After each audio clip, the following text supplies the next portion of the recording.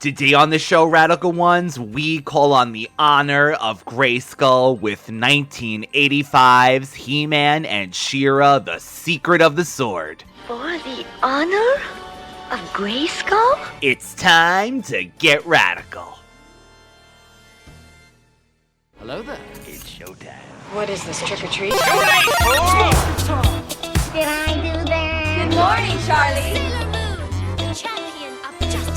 Daddy would have gotten us Uzis. The power is yours. Get down, honey, get down! And look, I won't go far, okay? If the apocalypse comes, Hold your fire! I'm a human! Grace Jones. Thunder, thunder, thunder, thundercats. Power of 3 will set us free. Power of 3 will set us free. Power of 3 will set us free. But I ain't one to gossip, so if anyone asks you ain't heard it from me. No, you have? No more room in hell. The dead walk here. Rise from your grave.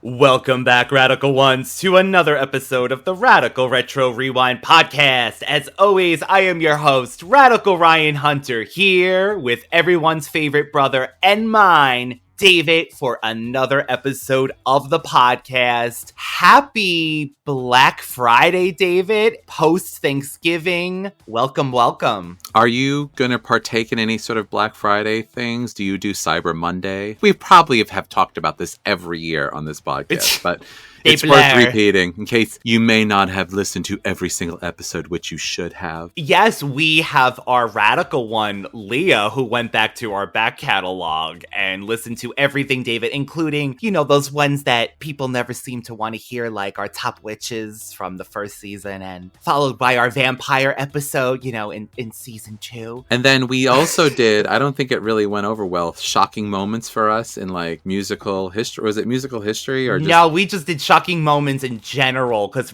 that was the famous Michael Jackson story where, you know, that happened.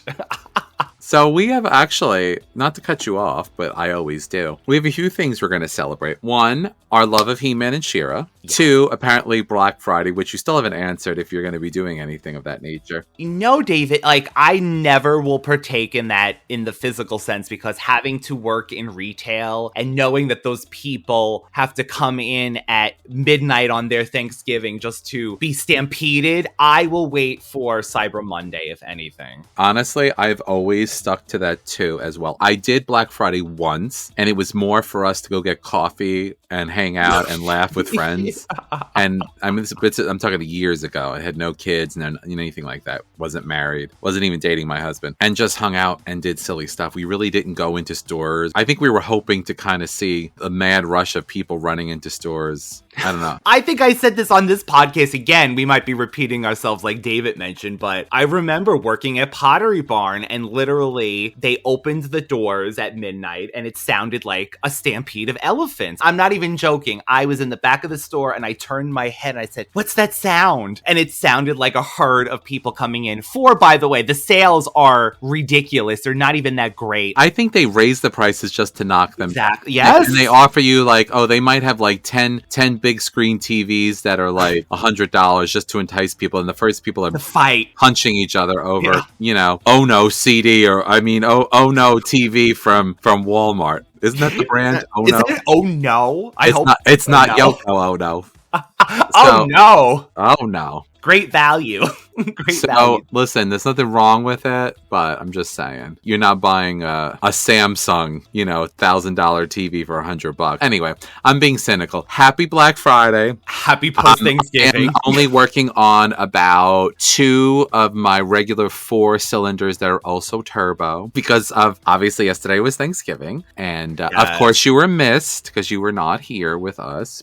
And the funny thing is, I never really said this before, but I've become a Kardashian. I am taking Ozempic to lose weight, and I'm revealing my secrets. The secrets are all out. This name. The secret of the sword is actually the secret of Ozempic. So, I mean, try to overindulge on a holiday when Thanksgiving's on a Thursday, but you're Ozempic shot is on a Wednesday. It don't work. So just put it that way. Does that mean since you invoked that name, do we get a sponsorship? I don't know, but I totally want, but I cannot find it in. So I'm now in a large, tall shirt. So like I get tall because I'm taller and long. Long. And I want to get the shirt that says Ozempic bear, like the knockoff of a cocaine bear, because it's really thin and it looks funny. But I can't find one that's long. And every shirt I put on is like a belly shirt, literally. Like Ozempic bear? Do they have that? Yes, they do. I actually think Elon Musk started that on X.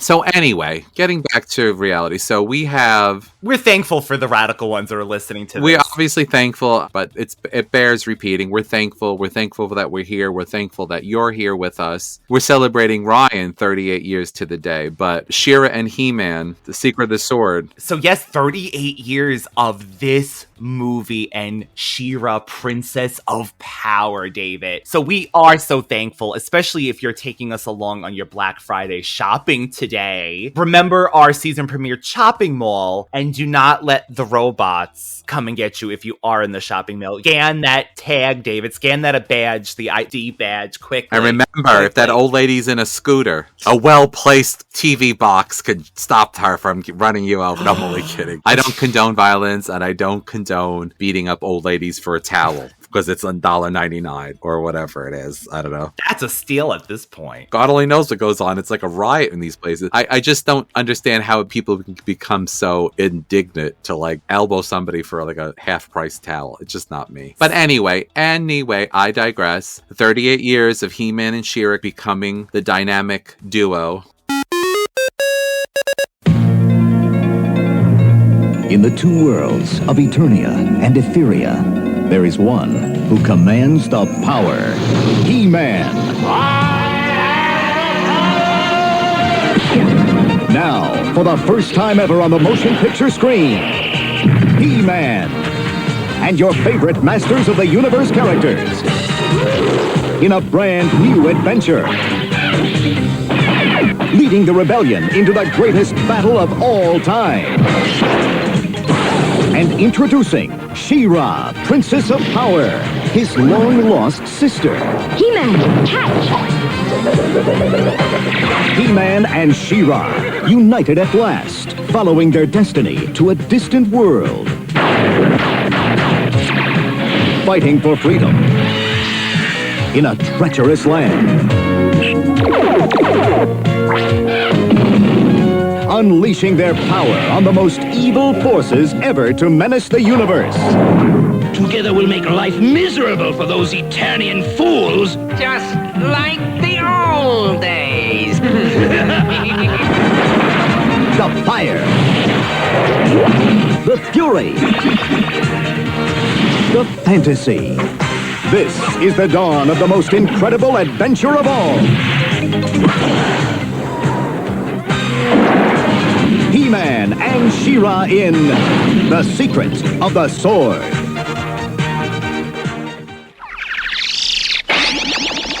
The Secret of the Sword, or He-Man and She-Ra, The Secret of the Sword, is a movie about He-Man, the master of the universe, has to find a person who will carry a magic sword. In the other dimensional world of Etheria, he has to find She-Ra, Princess of Power. Together they fight villains and save a winged horse. Huh? That's one of the synopsises I found on this. I like this one better. Prince Adam is sent to the world of Etheria to find his long abducted sister Adora and awaken her to her own destiny. That sums it up a little better. Picture it. Castle Grayskull, 1985.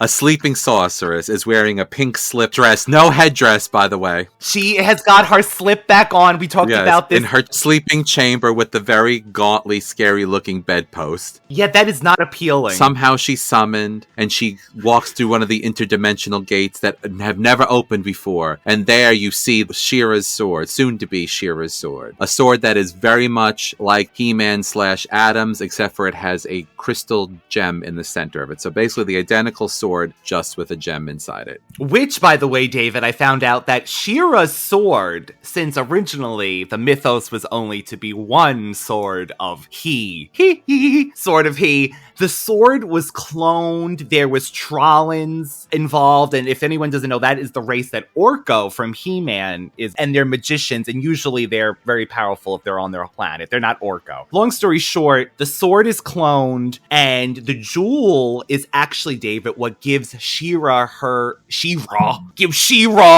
power to transform the sword. That is why He-Man does not have that power. So that's something I just actually found out. It makes sense because she's got the jewel. Everything is bigger and better when you're She-Ra. And I always thought She-Ra was more adaptable to situations. I thought that, you see He-Man getting shot at and he's like swatting it with his sword. She-Ra can turn into a shield. Yeah. I mean, hell, she can turn anything. She's, again, it's the Swiss Army knife effect sword, much like the Sword of Omens, which you can be found on the Radical Retro Rewind Thundercats reviews every last Friday of the month. Including David next Friday with 2 new episodes.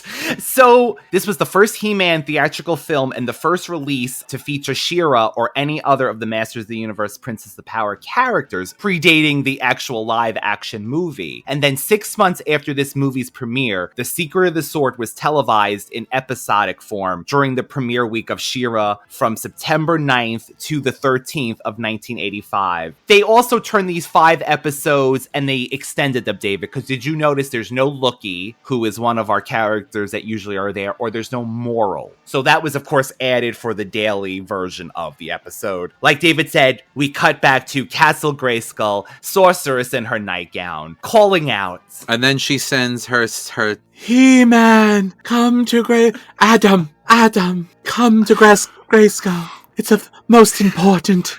Which, by the way, David, Adam is making his evidently famous spice cake.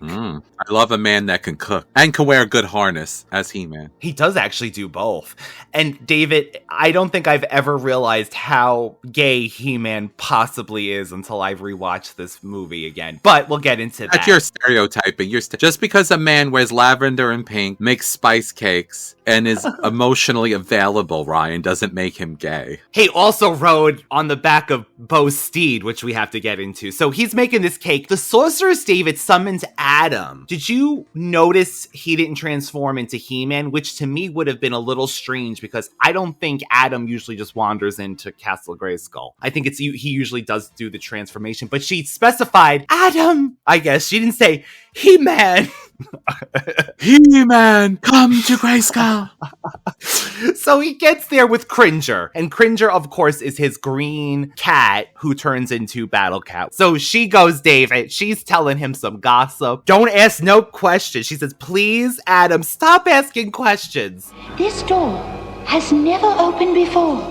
And you want me to pass through it and find someone in the world it leads to? I would go myself, but as you know, I have no power outside this castle. But you can't tell me who this person is, huh? Hold out your hands. This sword shall lead you to the one you seek.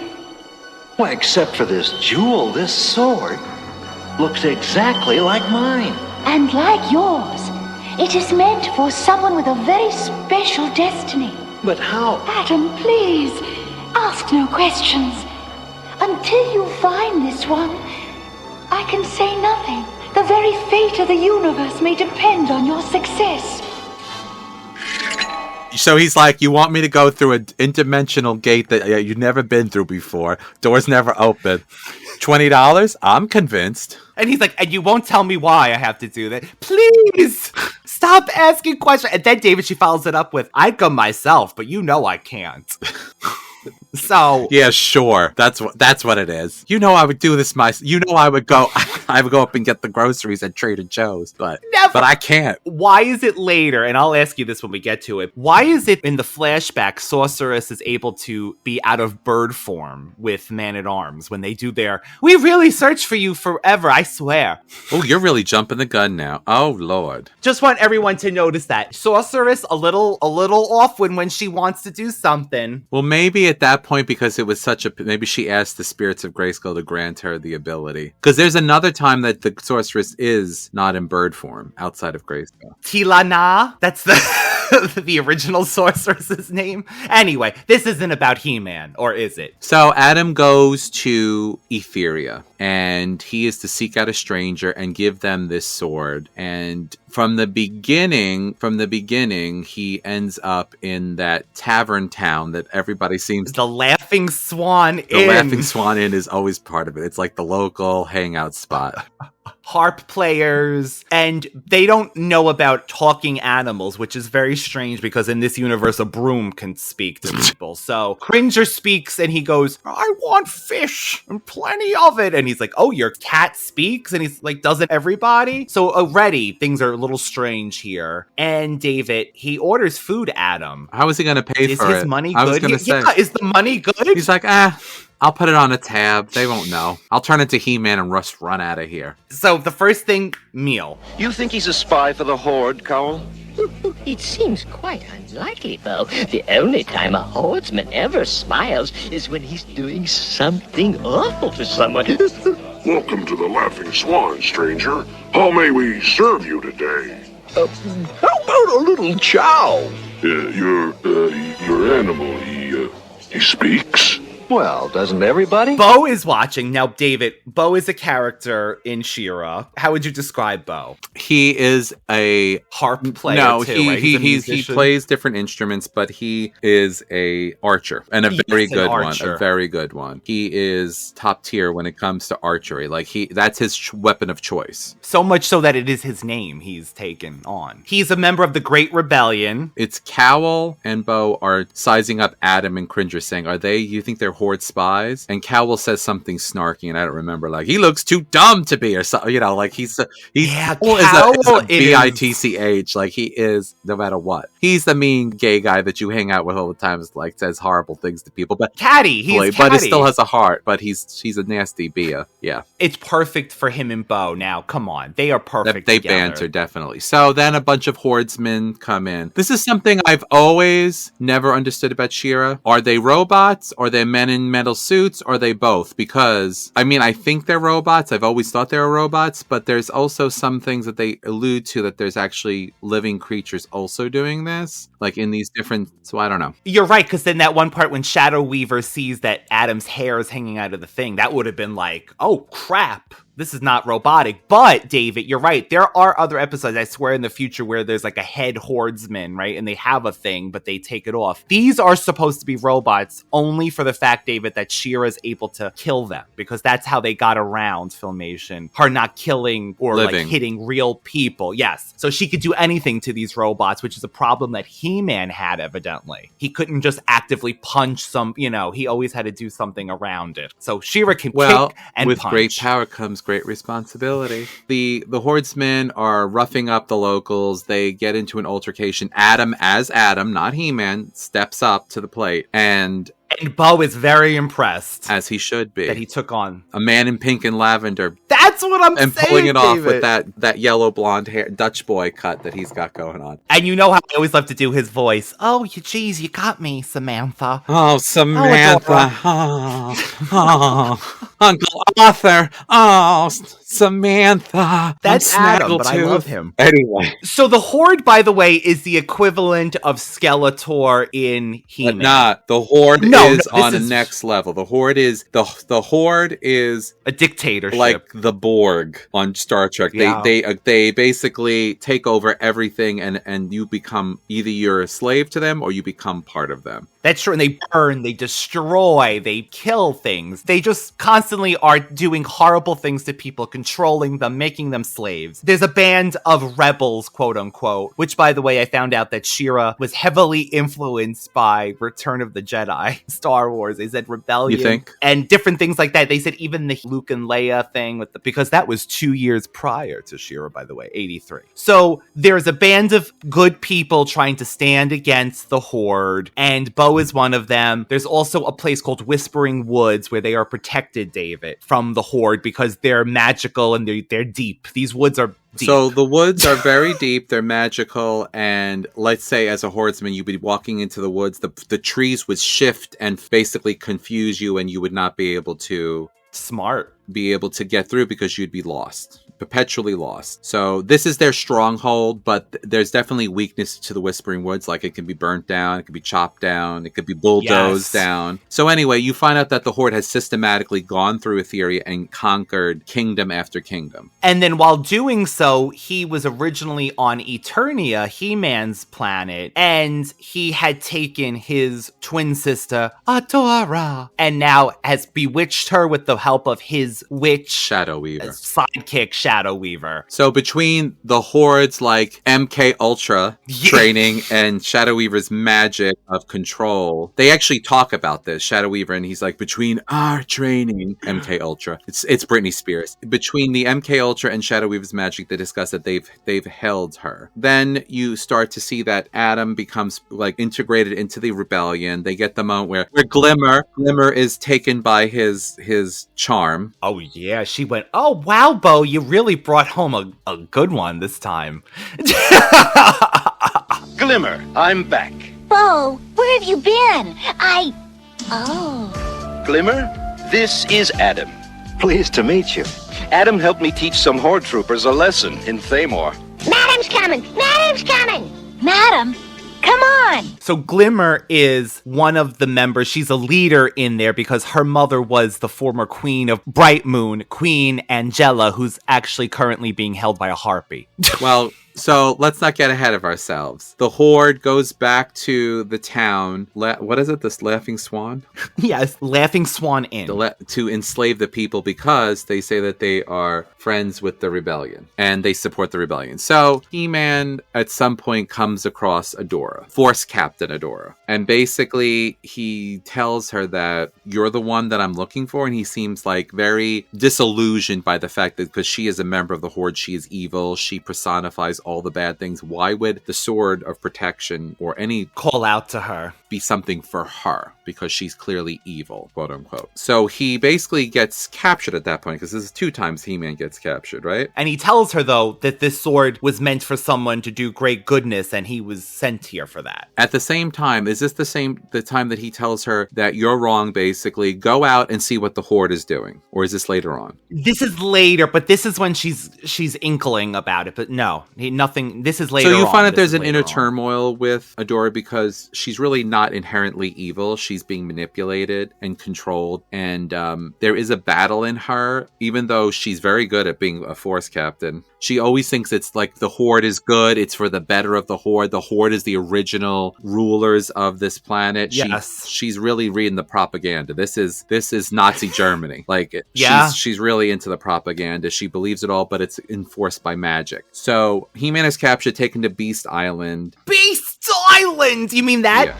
How dare my! It's Beast Island! Beast Island? Why would the Horde take captives to that terrible place? I've heard rumors that they have a prison there. If that's where He-Man is, let's go! Beast Island! That's how...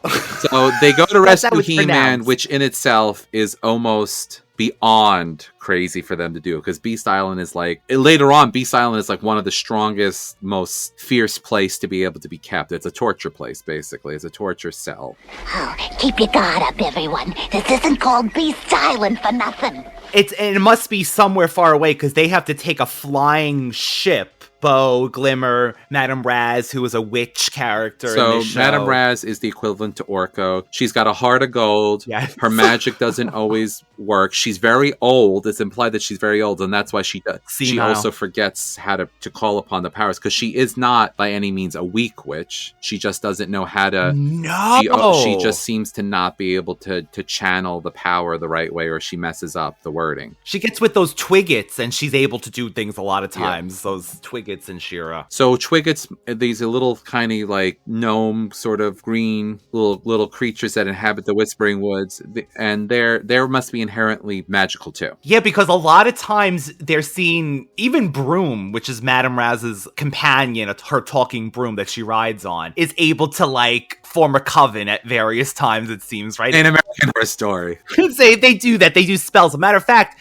Madame Raz did a crystal ball effect in this movie using twigs and stuff. Yeah, well, good for her. That's how she finds out he's on Beast Island, David. So anyway, they go to Beast Island, they go to save He-Man, they end up getting captured, and then, is it Cowl? Cowl gets in. He runs when they're attacked, yeah, he leaves. And that's something also, a side story about Cowl, a lot of time Cowl is considered to be the cowardly one, but at the same time, he's also smart about getting out of things because he ends up helping people in the long term, because he's escaped from the initial danger and can able to slip in the back, because again, he's the snarf, he's underrated, who cares about this flying, little thing. So he ends up saving He-Man. He turns off he's being chained down, He-Man. And this is when He-Man tells Adora to go out and see what the Horde really does to people. Save your strength, stranger.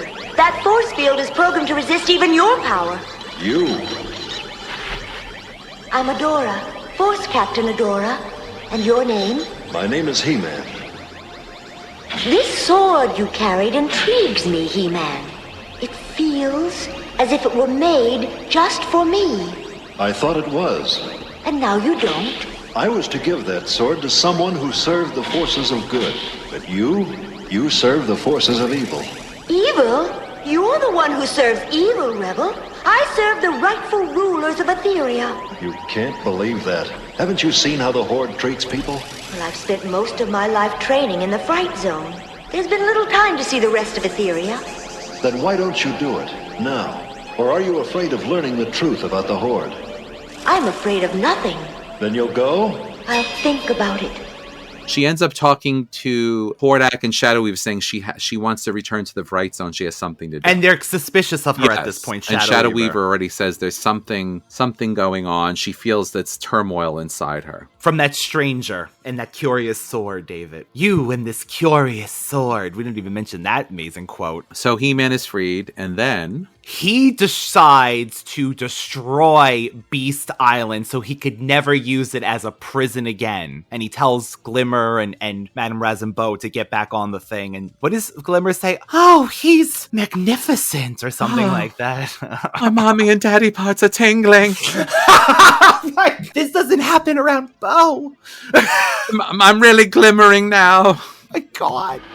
I've never seen anything like that. Oh, you're incredible. All in a day's work. Now let's get back to Whispering Woods. There's a certain someone I have to find. So Adora goes out in disguise, incognito. She takes her steed, which is Spirit, a white horse. A white horse. And David, I found out that Spirit Swiftwind was originally written to be a female character. Spirit could not speak before his first transformation into Swiftwind, and originally only Swiftwind was to have the power of speech. Therefore, in many early episodes, Spirit has no lines, but later on, both Spirit and Swiftwind could speak. And that's a little detail, David. And I do love that he's a male, and they didn't just go with a female unicorn, to go along with the female counterpart. I love that dynamic of her and her spirit. So she takes the non-talking horse at this moment. She puts her Robin Hood cloak on, David. She puts a thing over her head, and she goes out into the world. Who doesn't love a good cloak? She pulls it off. She's beautiful. Listen, I would probably wear a cloak all the time. Like It goes with everything, David. It goes with everything. She goes out, she talks to various people. She finds out that one person spoke against the Horde and they destroyed his house, I want to say. His farm. His farm and things like that. The taxes were too high. She sees people asking for water and being beaten and thrown. So this is where Adora's heart is being shown. And she's, by the way, David, I didn't even mention this. In 1983, about 40% of He-Man's buyers were girls. And they wanted more characters like Teela, Evil Lyn, and the Sorceress. And so that's why Mattel's girl team, by the way, there's a whole debate, which there's an episode of the greatest toys ever made on Netflix. There's a He-Man episode, and there's this huge debate who created She-Ra, by the way, because the women department of Mattel claim her, the Gaia Filmation claims her, everyone's claiming She-Ra. But originally, David, the name, Leela, Teela's lost sister. Oh, okay. She was going to have how Teela has the snake staff in the toys. She was going to have a staff with a friendly snake that would speak to her, and she was going to ride a reindeer. David went silent. That's very woodsy. As Hordak and Shadow Weaver discuss how He-Man is now a threat too powerful to ignore, they are confronted by Adora wielding the Sword of Protection. However, Shadow Weaver casts Adora into a mystic sleep that will make her forget what she has learned about the Horde and takes the sword, planning to learn from its secrets. And then they unveil, David, the newest weapon, the Mega Beam, a willpower-fueled transporter that will allow Hordak to send the entire Rebel base, the rebels, into exile forever. So at this point, Hordak is now tapping into the powers of these captured villagers. If you want to dive deeper into it, for me, it speaks about how when people are joined together and they have this commonality, there's a strength within that, and fighting for freedom, for example. And he's able to basically magically or mechanically remove their will. So almost like going into like that it's a force within you, almost like your soul or truly that's energy, a magnetic field, whatever you want to say, energy you're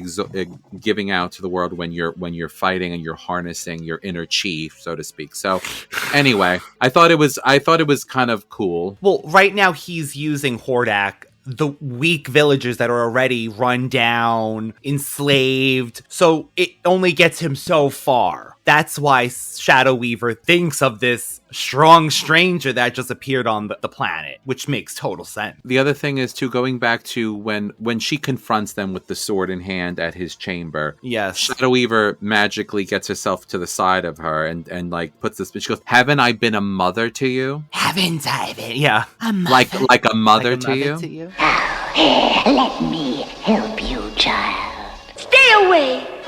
Surely you would not harm me, Adora. Am I not like a mother to you? And then Hordak gets upset. He's like, first this, and now Adora is turning against me? Yeah, I kind of think that he did really like her as a child in the sense for a little while, maybe. Well, in the remake, I believe that Hordak, even though he's not really capable of any really love or whatever, he does have some sort of fondness. Like she's always referred to as his favorite. So anyway, you get to a point where, again, He-Man's captured. He-Man's captured. Because he sneaks into the Horde base looking for Adora. But Adora once again thinks he's a villain and arrests him. And then they use the Mega Beam energy chamber to charge it overnight. And they leave him in the they're like, we're going to charge this up, Weaver. Overnight, we're going to do He-Man. He's already halfway through, right? I think it was at one point, the beam, you could see the cartoon there was a mess up at some point. Yes, right? Yes. They capture He-Man. He's put into this chamber to absorb his energy. And then you see Adora sleeping. She's in a sorceress special. Yes, she is. Little slip nightgown. Pretty. Who knew they had that at the Horde? Here's the funny part. Like, I know that you only know what you're raised with, but when you look at Hordak and Shadow Weaver, they're gross looking. Yeah. And then you see these other people that are very much look like you. I'm talking if this is Adora. When you look in the mirror, you're a blonde, pretty girl. Everybody else in the fright zone. Permanent eyeliner. Permanent purple eyeliner. Grotesque looking. One's got clips in her hands, and then we have what I call the knockoff She-Ra face in what's her name? Catra. Catra with her very thick drag drag queen. She is beyond. I mean, come on, Scorpia is the worst with that voice. Matter of fact, He-Man gives her a diss. You're not much of a lady, are you? I'll stop you, muscle man! That's not very ladylike. Of course, you're not much of a lady anyway. I'll get you, muscle man. That woman, Scorpia. That's perfect for your voice, Brian. You could do it. I'm from Brooklyn. That's all I can do. By the way, you mentioned Hordek's design. Hordek is a cyborg, but he is designed with stereotypical vampire traits. White skin, red eyes, vampire-like fangs, and pointy ears, which resemble the ears of a bat. And, David, his emblem is on his chest depicts, what? A red bat. Bats have long been associated with vampires and Hordek. I could see him as a vampire character. So, like David's point, unnatural, ugly people. Well, it's not even that. You know what? It's kind of like you could say, well, it's teaching children to accept different people. But I'm talking about if you're in that universe and you see, why do I look like this? You see like a farmer who's very docile getting his ass beat. Yes. And everything, like in generally speaking, would you not question it from the very beginning? And I think that she does, and I think that's part of why they keep reinforcing the magic even before He-Man showed up. Yes, exactly, David. They probably, like you said, MK'd Ultra'd her. There is a point that she's sleeping, and here comes the sorceress finally stepping in. Oh. Adora. And then she wakes up. She's like, I don't know what's going on here. She gives her resting bitch face look. She's looking out the window. I don't know what's going on, but I intend to find out. We mentioned that in the She-Ra and He-Man Christmas special, Adora, when she gets angry, she gets angry. She's a wonderful heart, beautiful person, but if Adora's angry, even later on, she's good. Don't cross her, because she will let you know. She's going to use her arms. She's going to lose her legs. Yes, she is. Use her... So she goes to the chamber and she sees and she says, oh, the strong stranger or something is growing weaker. She goes, I don't know why I'm here. And then the sword starts to glow and here comes the sorceress. Adora! And then she goes through the whole thing. She says that it's time for you to throw off the enchantments that have made you a slave to the Horde. Amen. Amen. Mm-hmm. Amen. Then she goes into you were taken as a child by the Horde and you never knew your mother or your father. But you also had, twin brother. Oh, yeah. That man... basically standing before you. He-Man. Yeah, I think she does the champion on the side of good. She's like, yes. Yes, sorceress woman. And you see this man who was about to be enslaved by the Horde. She's very dramatic this whole time. She says you never knew your mother and you never knew your father, but you also had a twin brother. And then she tells him, this is your brother. This is who is, the man before you. I think, yes, she does say the man before you. And he needs your help, Adora, for the honor of Grayskull. Now, could you imagine if she was blanked out and she didn't hear that part? After being told that she was taken by a Horde and she's just like blanked. And then she hears the machine that it's full and He-Man drops to the ground because he's drained of all his power. Bing, bing, bing, bing, bing. Perfect timing. Oh, the sorceress. She has good time. All she has to do is see people lurking around and looking. So she says, no, my brother. And then she says, for the honor of Grayskull. But then that's one. And then she's like, for the honor of Grayskull. Then all of a sudden she picks up the sword and goes and holds it above her head. No, my brother. For the honor of Grayskull.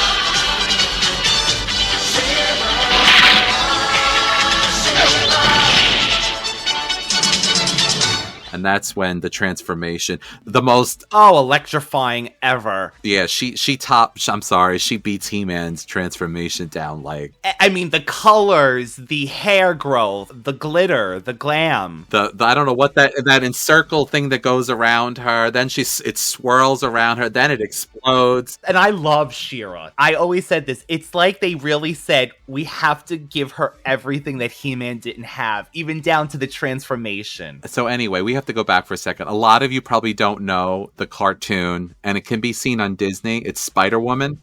Yes!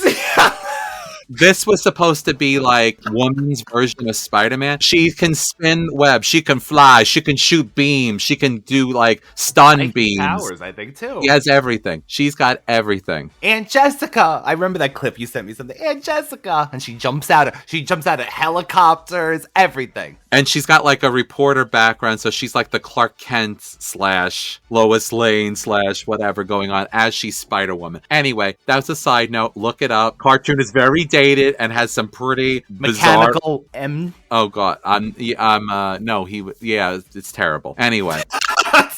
Gets the power, this magical transformation, and she breaks open the thing, and meanwhile Hordak's like, what is going on in there? He's like, let me in! Down the door. And of course She-Ra does the whole talking to herself, and that door is not going to hold long. How can I help you? And he's like, the sword of power. She's like, the sword of power. Of course, the sword of power. Thank God she's got good reflexes. She throws it and he picks it up, because otherwise I would have accidentally probably killed He-Man, threw it at him and stabbed him by accident. And by the way, the heroic voice that She-Ra's voice actress does when she does She-Ra. That, honestly, that part when she's explaining her backstory, that she was taken, it made me sad deeply that she lost all this time with her fam. That she was stolen, that she was manipulated, and then that she actually worked to enslave her own brother. She throws the sword, he transforms, she watches him transform, and then she's basically like, uh-oh, they're going to blow down this thing. So He-Man basically says, you go, warn the rebellion. I don't know what she's going to do. How's she going to warn the rebellion if they go get zapped into nowhere? Get out of the Whispering Woods, I guess. The call is coming from inside the Whispering Woods. Get out. But this allows her, David, to what? We get the second part of the transformation. Then she does some flips, and she busts through and jumps and then lands through the barn, or whatever you want to call it, the stable, onto Spirit, who then transforms. Hit David like a rock on top of Spirit. Like a penny. I thought that. Like, boom. And so he transforms. He says, I am Swiftwind now, dear friend. And then she takes off with him. Go, Spirit!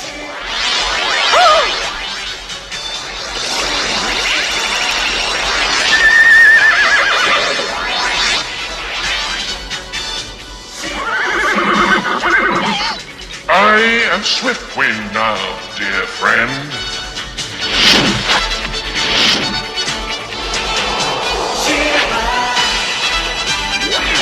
So that does allow her to make up time, because Swiftwind will now be able to fly to the Whispering Woods. It was definitely cool, and it was cool that the magic worked, that she didn't have to use the sword per se. No, the music started again. So then He-Man says it's taking too much time to fight all these off, so he jumps through the ceiling, and Hordak's like, you're too late. I'm pressing the button now. It's over. It's over. Watch the Whispering Woods go bye-bye. He shoots the beam, and then there's She-Ra going, oh God, he's activated the machine. What am I going to do? Oh, there's a big boulder. What if I throw it at it? Maybe it'll stop it from hitting. So she throws it at it. Now, did she have... Swiftwind went down, but she didn't pick it up. She was on the ground. But she lifts stuff with Swiftwind all the time. This is where Hordak, again, one of his fatal flaws, he gets too cocky. He thinks that the Horde is all powerful no matter what. Anybody can't do anything. Yes. He's about to use the beam again, and He-Man breaks the machine, and all the essence goes back into the rebels. The people, yes. The energies that's been stolen. They escape. He's about to get He-Man again, and basically She-Ra swoops down and picks him up, and then they go to the Whispering Woods. Yes. They de-transform, and they enter the Whispering Woods, and they're so excited, the rebels, they see Adam, and then they think they captured Force Captain Adora. Good work! They're like, good, you got it. The Horde will do anything to get her back, basically. Like, oh, she's a good bargaining chip. She's like, are these your friends, brother? They must have said, what the hell is going on? Well, here's the thing, and we've always talked about this. So, He-Man transforms, he gets more muscles and a tan, and his hair changes color. She-Ra gets hair extensions and a new outfit. And her voice changes, She looks just like Adora, and she's got a white horse. Then she has a Pegasus that's a white horse. I guess that has the horn and stuff. So, like, even Cringer, his colors don't change. He gets bigger. No. So here's the thing. He-Man, I could suspend belief, or whatever you want to say, because he's a different coloring. Yeah. You know, he didn't go to the salon and get a spray tan instantly every time he transforms. Continuously. So there's the difference there. So anyway, she basically says she's on the side of the rebellion now, and She was Madame mind Raz controlled. Oh, that's lovely. You know, she greets her, Madame Raz. They become great friends, those two, over the series. So there's a few things I want to point out that I really loved about She-Ra 2. Just, we're not done because there's actually more to this. More to the this movie never ends. She-Ra, being now She-Ra, has the knowledge of Adora, who was member of the Horde. So she knows secret tunnels. She knows where Horde bases are.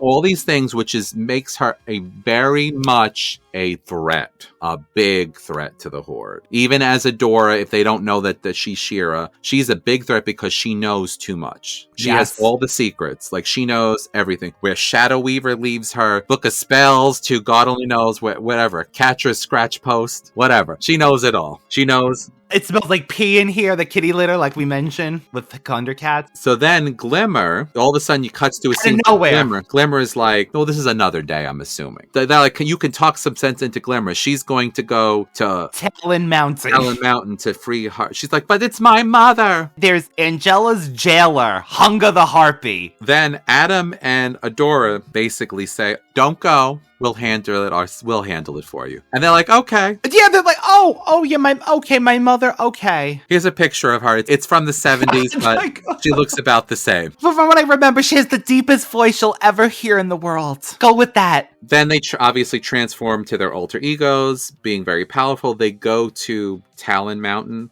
Talon Mountain, what a name. This is when they start to have a little fun, a little playful. Like, they're like... they're working in Tangent. She's testing out her powers. Tangent. Tangent. They're working together, David. And they break into Hunger the Harpy's place. Hunger's throne room should be right behind these doors. And let's go and say hello. Look, that must be Queen Angela. Come on. Queen Angela, we are here to free you. How nice of you! Fools!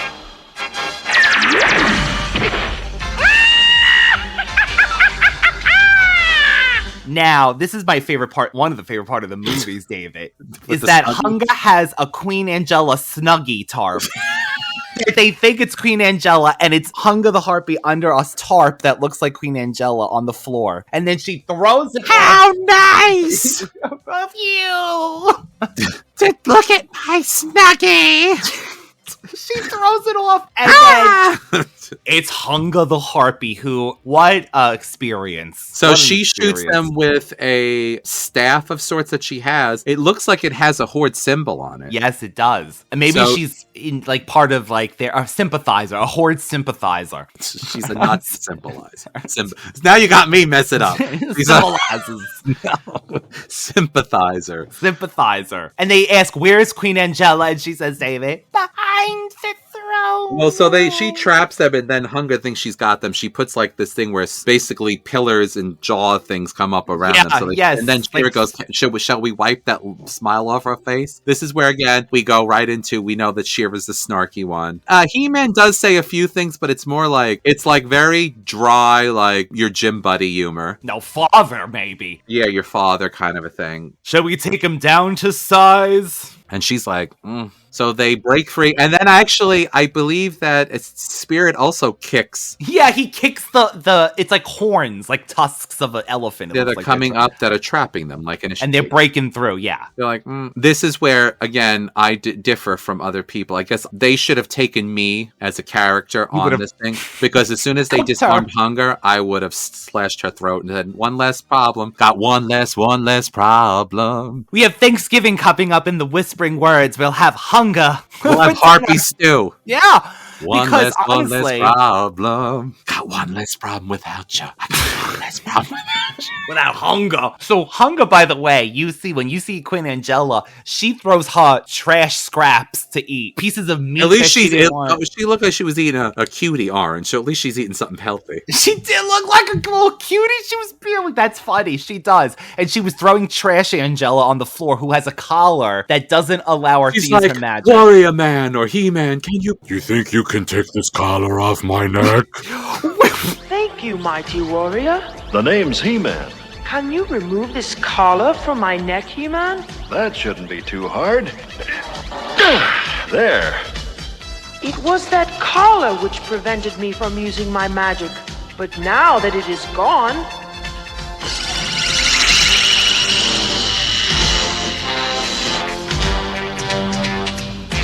She's magnificent. And now I think we should go.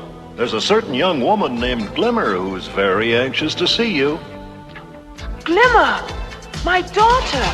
Just follow us. Which, by the way, is performed by Erica Schreimer, who is the daughter of Lou Schreimer of Filmation. And David, she wrote and performed the I Have the Power theme song. She did? I love it. It's her. A stranger walked into my world. And she wrote it, David. She wrote it. I thought it was a good song. I love it. Angela's power is activated, and not only does it make her look beautiful again, it cleans the dirt off her face.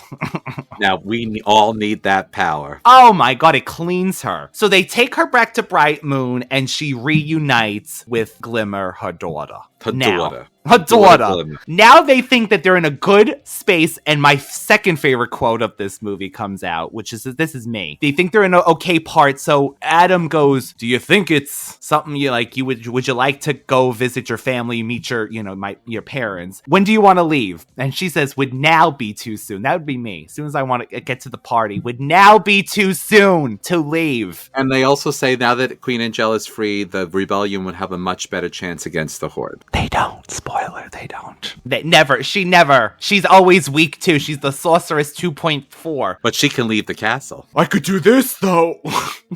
Anyway, we go through the portal, and David, we get to Eternia. But you're missing a pivotal point. You got Shadow Weaver and Hordak out on a ride in a flying machine. Oh, they are flying around, and It's just like Shadow Weaver's like, I'd like to go out for a ride. Now that I don't have control over Adora, I have nothing to do with myself. Take me around the Etheria, please. Hordak. He's like, fine, but we're not stopping at the Froyo place. No stops so you can perform at the laughing swan. And Imp is Imp with them or no? No, one of the Horde soldiers see them going, and she's like, it's a dimensional gate, Hordak. And they go through. He goes through. So he sees them running, and she's like, she's leaving this world. Her Shadow Weaver voice. I don't know. We'll never have her again. There she is. What's she doing? It's a dimensional gate. She's leaving this world. No. I won't let her escape me. Take the controls. What does this mother do? I love this Hordak. He transforms into a rocket, right? And he zooms through as the portal is closing. Literally like this, the tightest. He gets through. So then you see that the sorceress greets Adora. And I really did look for you. I swear to God, we looked for you, David, because it actually says in this, as someone wrote as a trivia, where is this? The typical benevolent sorceress of Castle Grayskull casually admits to using spells to erase traumatic memories of the minds of the people of Eternia. So let me tell you something. But Is this not Sleeping Beauty? Yes. When the three fairies put everybody to sleep, so to save them from the pain, including the parents, the pain of Aurora being put into this deep sleep. So there's that aspect of it. There's the aspect of it that she only let the king and queen and Man-at-Arms remember. There's the part where, again, this is something that we kind of touched upon but didn't go into because there's also the dramatic part. There's a part when she's explaining what happened. Well, actually, this is what's coming up. Yes, she's explaining in detail now to Adora and Adam what really happened. There was a force from another planet or dimension, she says, called the Horde, and then she explains that they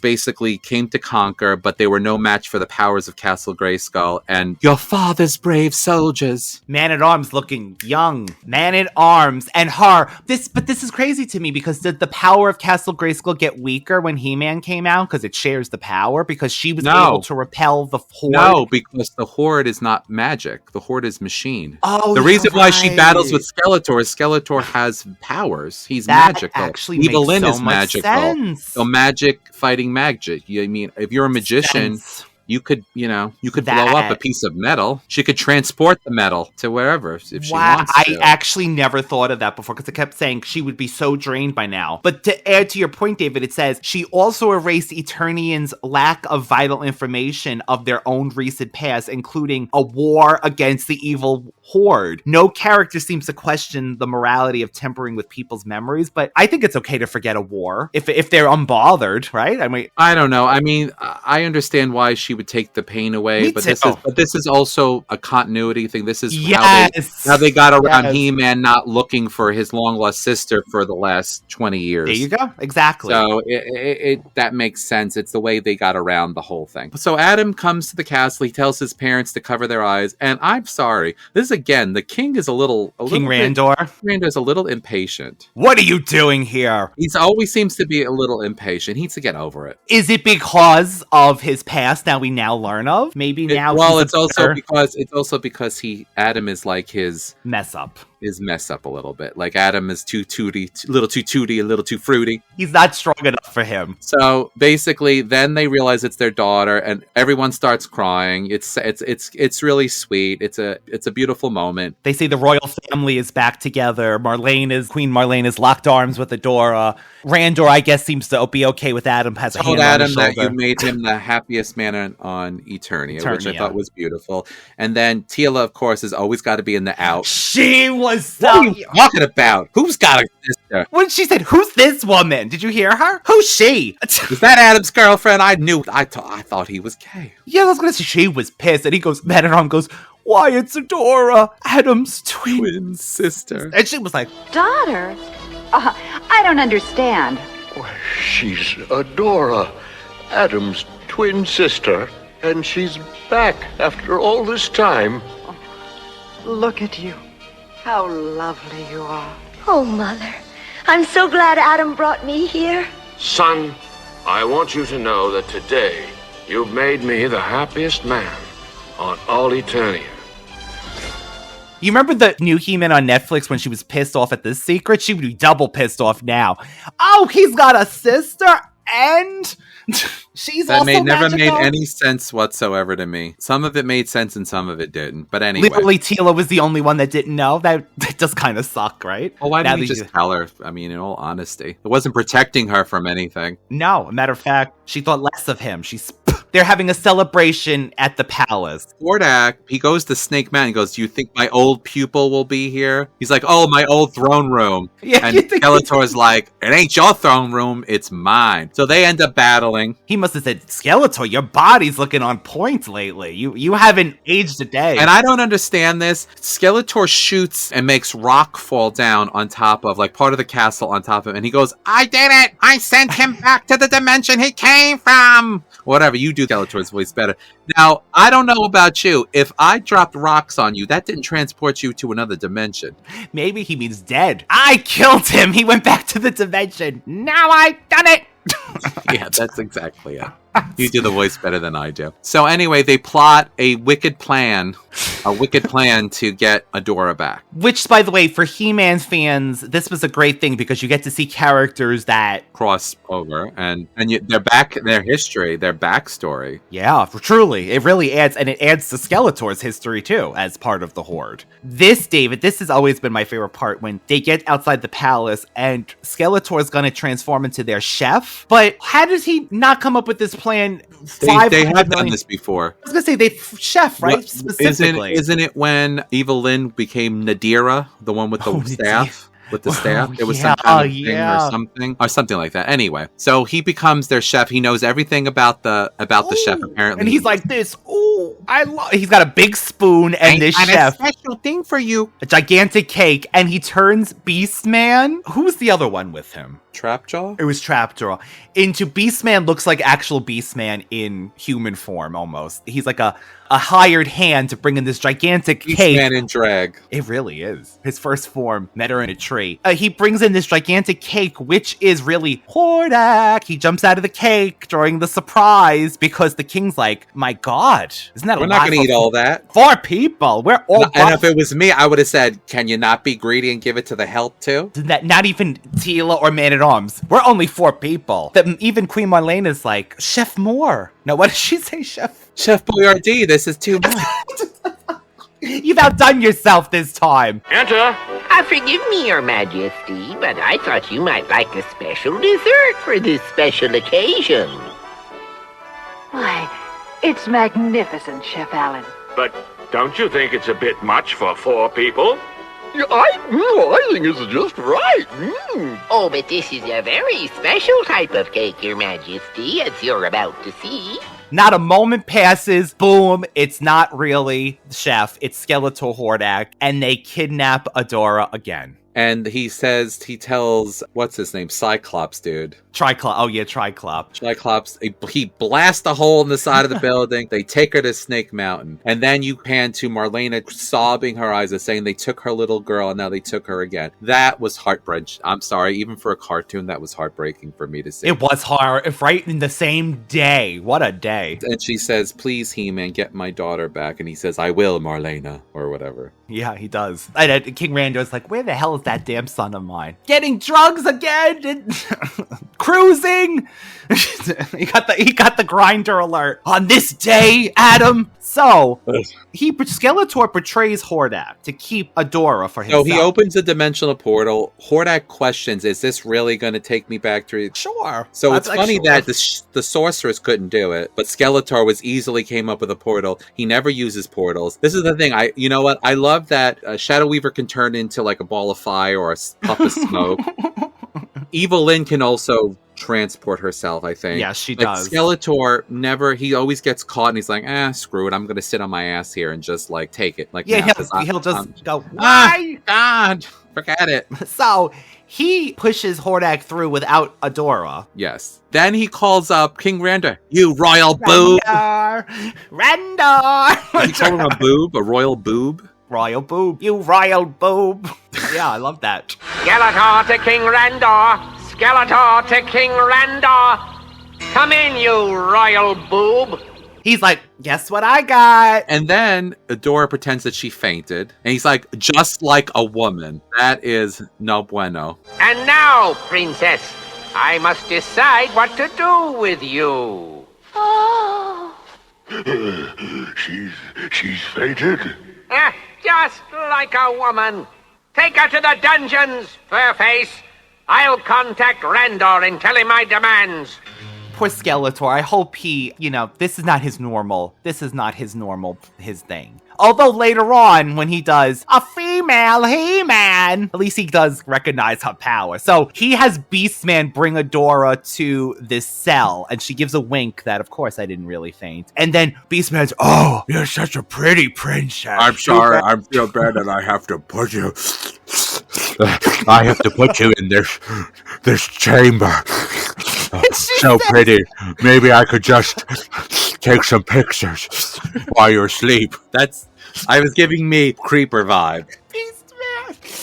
Beastman's a pervert after all these years. And she's like, if there's a camera up in here, I'd best not catch this thing on YouTube. You're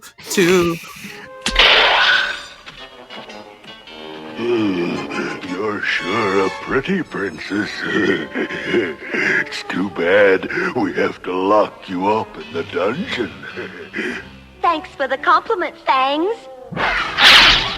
She immediately says, thanks for the compliments, Fangs. And you can't lock me in here. She's like, I just did. Dave, you didn't mention she slides under his legs. I just did, she said. So here's another thing. All of the training that Adora received from the Horde makes her a formidable adversary. A formidable adversary, even not being She-Ra form. Yeah, she's a force. Adam has no really that much. I know Teela taught him some things, but he really doesn't have the same sort of training. Adora can take care of herself, even not being in She-Ra form. She's taken on a lot of things. She went under this man's legs and out of the. Then she starts climbing up the ceiling and stuff, and she grabs the sword. And Triclops is like, Hordak seemed to think there was something special about this sword. With that voice, with that echo effect, right? It's always. And then she takes it and she goes, that was just lucky. Let me even the score or something. So then she becomes She-Ra. It's amazing soundtrack that She-Ra has. And then she comes in, and she's like, what does she say? I freed her. Oh, because he's like, I have her. And then she's like, I freed Princess Adora. And then that's when Skeletor says, this is the worst day of my life. But he's taking it, like you said, he's on the floor like, wah, wah, wah. It's not nice to call people names. Who are you, woman? The name's She-Ra. And you can stop trying to call the king. I've freed the princess. What? Get her! And the other thing that was mentioned is Shadow Weaver, going back to, says something to the effect of, about the sword. She mentions the sword again and saying she would have learned its secrets if that warrior woman didn't steal it. Warrior woman! Yeah, yes. That wild warrior woman problem, she probably said. So I do like that He-Man doesn't say, this is my sister, He-Man. He says, this is my friend, She-Ra. So smart. I mean, it's a little thing, but that would have been really too much to put together, like they're both sister and brother. Hello, He-Man. Sorry you missed all the fun. Who in the world is that? Tila, Man-at-Arms. This is my friend, She-Ra. Nice to meet you. Where's Princess Adora? She's, Oh, she's safe. Right. Safe. A female He-Man. Oh, this is the worst day of my life. So cut to back at the palace, and King Rander goes, how many more years before I have to have my daughter? Because Adora says that she would not be able to live with herself leaving the war. Father, how would you feel? You know, would you leave your people in the midst of a war? But she hopes to one day soon return and be able to be a princess and not have to pee and poop in the woods, in the Whispering Woods. We don't even have toilets. That's what the Whispering Woods goes, shh. Luki's like, did you see me watching you pee today? I was right here. Take another look. Take another look, right? I took another look at your looky. She gets back. She thinks this big goodbye. She says goodbye to tears. She says goodbye to Adam. She walks through the portal. She thinks it's over. And I know Adam's like, would you like one more try, sis? Let me help you a little more. Can you give a prince a ride or something, he says to her. She's like, Adam! They go and they find out that Queen Angela is going to fight to take back Castle Bright Moon. And they're like, we're so glad you're here. We're so glad you're here, basically. And then they're planning to what they're going to do. And then a beast comes out, a big cocaine bear. I love this because it's the stock beast sound of the most treacherous thing. And he's coming out, and She-Ra, David, what does she get? She does her telepathy. Mm-hmm. She holds his hands and says, he wants to fight with us against the Horde. And I always loved that moment that she could talk. Again, talks to animals. Check. Then there's a side note. He-Man's like, I wish we had asked the sorceress about your powers. Yeah, me too. Me too, He-Man. Me too. I want you to look at one other thing, though. When Madame Raz is hiding, and what do you see? Oh, is that two nipples? That's what it looks like on those Whispering Woods. Those Whispering Woods are how does it always come back to breasts for us, David? I just can't. Queen Angela doesn't want to live in the woods anymore. She's like, my castle needs to be brought back to me. Indoor plumbing! Indoor plumbing! I just can't clean myself off with magic every day. Running water! This is how you've been living, my daughter? My daughter, I will kill every hordeman to get you a bidet. That's what she sounds like. Everything is my daughter. She was my daughter. So...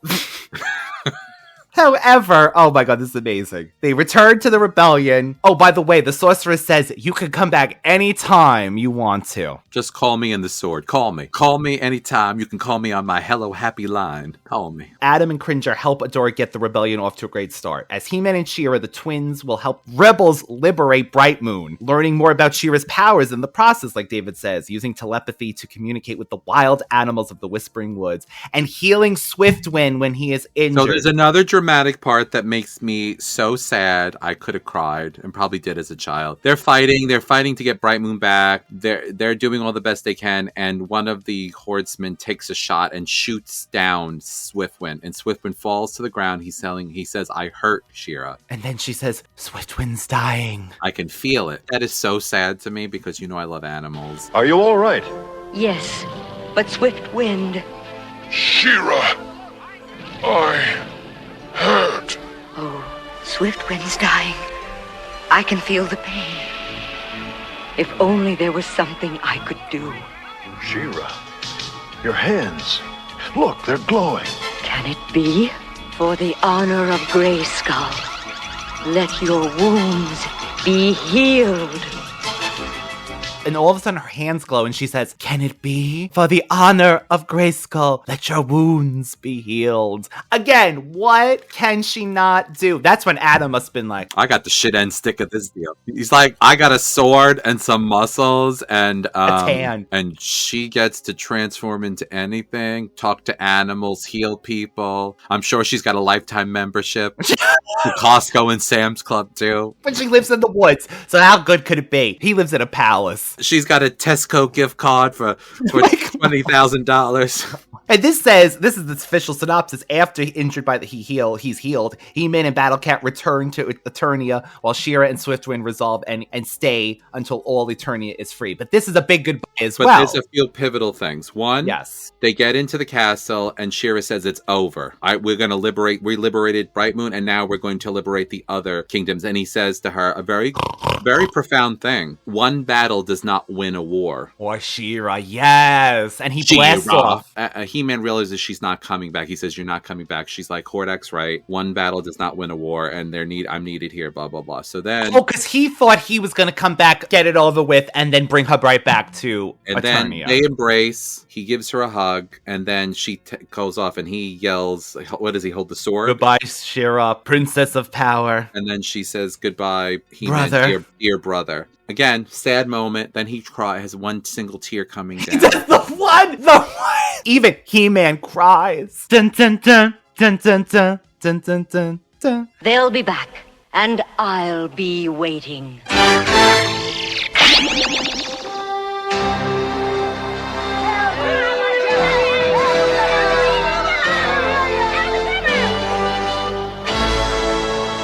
It is a great day for Etheria, my daughter. Listen to them cheer.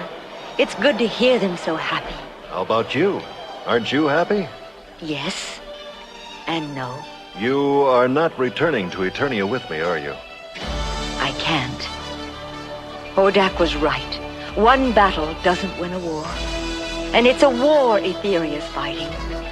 I'm needed here, He-Man. At least for now. Tell Mother and Father I love them. I will. Ready to go home, Battle-Cat? Sure, He-Man! Say goodbye to all my friends here, will you? And if you should ever need my help... I'll call. And if you ever... I'll know just who to ask for. Up, Swiftwind! Farewell, She-Ra! Princess of Power! Farewell, He-Man! Dear brother!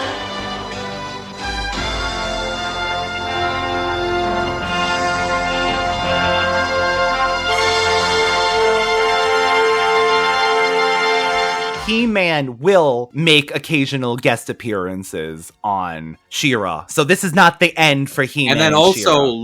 Lucky Lukey, whatever his name is. Did you see me spying on you today? Goes to Eternia to help get He-Man's help because Light Hope, which you'll see later on becomes the character, the Crystal Castle. Light Hope sends him with all the magic he's got left to get He-Man to save them because... He-Man, yes. And then I think Skeletor comes too a few times. He works out. He has a thing with Shadow Weaver to trap Hordak. Yes, and she ends up getting trapped too in a bone cage. Above all things. So, David, She-Ra is very acrobatic. Lou Scheimer specifically asked animators to make sure the lead character's modesty was kept intact. That's why her skirt never comes up, even though it's up to her private parts, so tight up that you might as well not be wearing anything. What was that damn waist? That was Adora has a waist for ages. Also, we mentioned possible names for She-Ra. Another one was She-Ro, referring to He-Man's original name, Hero. But Lou Scheimer thought the name didn't sound feminine. Writer Larry DiTilio, who wrote the series Bible for She-Ra, and who says he came up with She-Ra as well, came up with the name She-Ra referring to the Egyptian word for God, Ra.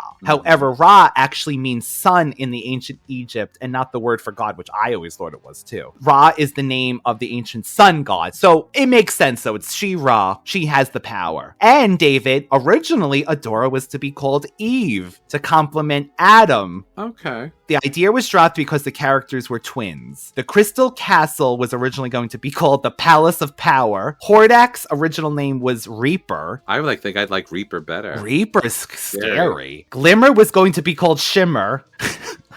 Shimmer, glimmer, glitz. I mean, but her name was changed when it proved difficult for the voice actors to say. Oh, they were me. They can't say Shimmer? Shimmer, oh dearie my Shimmer. The film earned $7.5 million at the box office, earning more than 3 times the size of its production budget, because this was Filmation, and you know they love their stock things, so they must have saved a lot of money making this. But as we always say, David, She-Ra upped the story, She-Ra upped even the animation, the soundtrack. Everything was to the next level. She was supposed to be the successor of He-Man and was put, with this movie included, was put in place to do that. Again, I'm going to say that the naysayers that complain about She-Ra and say that it was misogynistic, I don't know what cartoon they were seeing, because I saw a woman that was ultra powerful, more powerful than He-Man ever was, just as strong as him, had all the cool weaponry, she could turn her sword into anything, talk to animals, heal people. She could call on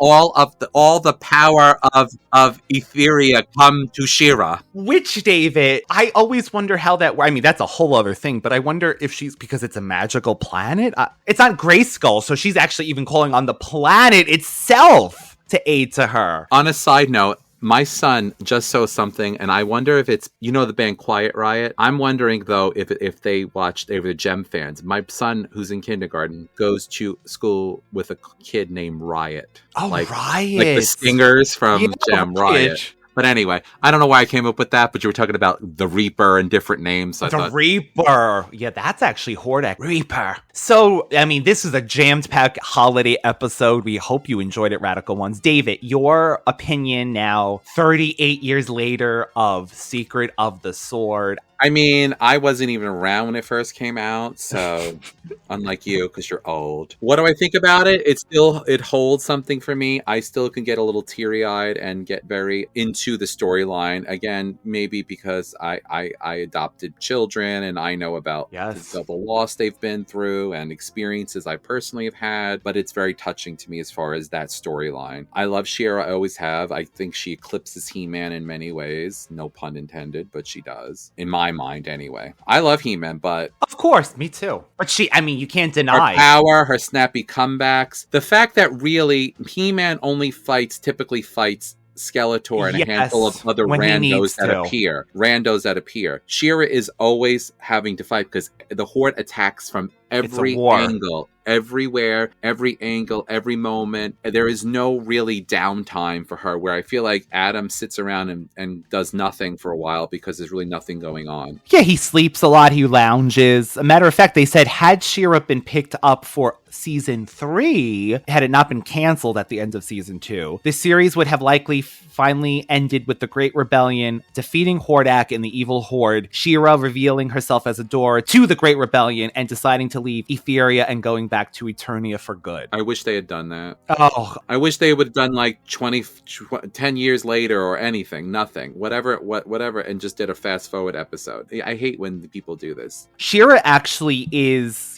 she's left in limbo. She's in the war still, honestly, in this moment. It's like she's in a nightmare, in a dream, and she's still in that dream. She is so still in that dream. So, David, we actually are still awaiting the supposed Amazon. This was developed in 2021, the Amazon live-action She-Ra show that supposedly is a reboot that has nothing to do with either of the cartoons. So I don't know if this is still actually happening, but it's still listed as active development. But I'm assuming this is going to be like Xena, Warrior Princess, which you've been... Oh my god. Don't get me testifying up in here. I have been watching clips of Xena on YouTube lately, and let me tell you, I am addicted. I don't know why I haven't watched Xena altogether again. I have never seen... Xena is so entertaining. Lucy Lawless is beautiful. I was just saying, I think we talked about this off camera. Everything that they turn her into, an Egyptian person, a Greek goddess, a whatever, a concubine, a slave girl, anything that they put her in, she can turn into it. She could wear blonde. She could do a redhead. She could do brown hair. She looks gorgeous in everything, and she looks the character to me. So I don't know if that's really good costuming or just Lucy Lawless is very adaptable, but I love it. I love the storyline. I love all the mixture of all the different gods and deities and all the crazy stuff. Yeah. And I love the savagery. And it's funny, She-Ra and Xena were always compared years ago as well, even though they're like completely different in a way. But it is that warrior woman with a sword, kind of strong. With that being said, happy Black Friday. We're back, of course, next week with all new episodes of the Thundercats reviews and recaps with David. The Christmas season is, for those who celebrate, is now, I think, the official opening. Yeah, matter of fact, this is the day that the Christmas song because I have had enough of apple, pumpkin, cinnamon spiced lattes to, I don't even know. Bye. I'll never have enough of fall. But no, it's time. It's time, David. Bye, pumpkin. It's time for the Christmas season. Of course, will be new all December long. And thank you for celebrating with us, Radical Ones. Thank you for celebrating this movie. I hope we did it justice. It means a lot. It means a lot. It means a lot to me. Matter of fact, this movie came back in 2006 in the theaters, and David and I went to see it. You remember that? It was like one weekend, and we were like, it was us and then a father and his young daughter at the time. So a very touching story with heart, as always. We love to cover those kinds of things. So we'll see you next week, Radical Ones. Goodbye and sayonara, David. I have the power. So can you.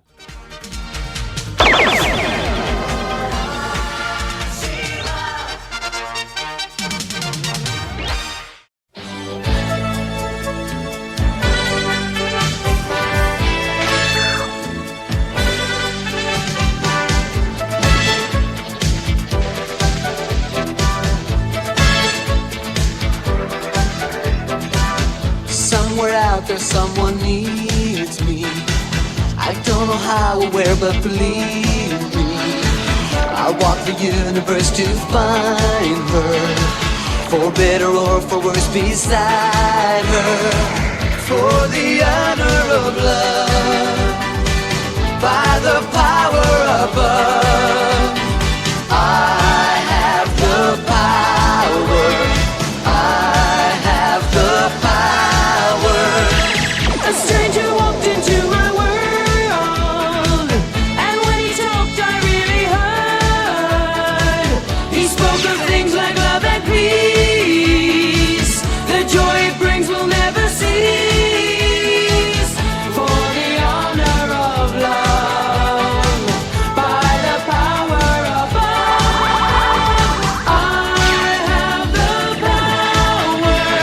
I have the power. The truth of love